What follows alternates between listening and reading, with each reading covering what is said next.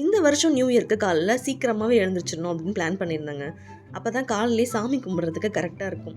கதிர்குட்டி ஒரு 7:00 போல் எழுந்தார். நான் நேற்றே வீடெலாம் தொடச்சிட்டு பூஜை பாத்திரம்லாம் வாஷ் பண்ணி வச்சுட்டேன். ஸோ காலைல எழுந்து வந்து சிங்கில் இருந்த பாத்திரம்லாம் வாஷ் பண்ணிவிட்டு குக்கிங் தான் ஸ்டார்ட் பண்ணியிருந்தேன். கதிர் அவங்க அப்பாவுக்கு இன்றைக்கி ஆஃபீஸ். ஸோ அதுக்குள்ளே எல்லா வேலையும் கடகடன்னு முடிக்கணும்னு சொல்லிட்டு பிரேக்ஃபாஸ்ட் லஞ்ச்லாம் முடிச்சுட்டு பூஜைக்கு எல்லாமே ரெடி பண்ணியாச்சுங்க. இன்றைக்கி பிரசாதமாக நான் வந்து மிளகு பொங்கல் தான் செய்யலான்னு பிளான் பண்ணியிருந்தேன்.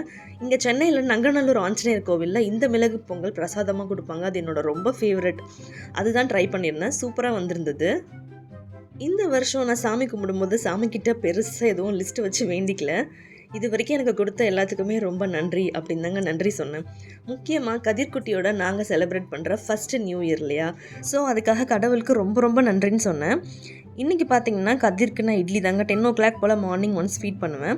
ஸோ இட்லியில் பார்த்தீங்கன்னா ஃபார்முலா மில்க் இல்லை ப்ரெஸ் மில்க் இல்லை ஹாட் வாட்டர் போட்டு நல்லா ஸ்மாஷ் பண்ணி ஃபீட் பண்ணணும். ஸ்டார்டிங்கில் அவனுக்கு பார்த்தீங்கன்னா நான் ஸ்டீல் ஸ்பூன் தான் வச்சு ஃபீட் பண்ணி பார்த்தேன். அது செட்டே ஆகலை. அவங்களுடைய கம்ஸும் ரொம்ப சென்சிட்டிவாக இருக்கும் இல்லையா? இந்த சிலிக்கான் ஸ்பூன் வந்து ஆன்லைனில் வாங்கியிருந்தாங்க. இது வந்து ஹீட் சென்சிட்டிவ். சூடாக இருக்கும் ஃபுட் அப்படின்னா அந்த ஃபீட் பண்ணுறோம் பார்த்தீங்களா, அந்த பாட் வந்து ஒயிட் கலராக மாறும். ஸோ அதை வச்சு ஈஸியாக நம்ம கண்டுபிடிச்சிக்கலாம். அண்ட் ஆல்சோ இது பார்த்தீங்கன்னா பிபிஏ ஃப்ரீ. ஸோ தாராளமாக நீங்கள் உங்கள் குழந்தைங்களுக்கு ஃபீட் பண்ணுறதுக்கு ரொம்ப ஈஸியாக இருக்கும். இட்லியுமே ரெடி ஆகிடுச்சு. இந்த ப்ராடக்ட் உங்களுக்கு வேணும் அப்படின்னா யூடியூப்பில் லெஃப்ட் பாட்டமில் டேக் பண்ணுறேன், செக் பண்ணுங்கள்.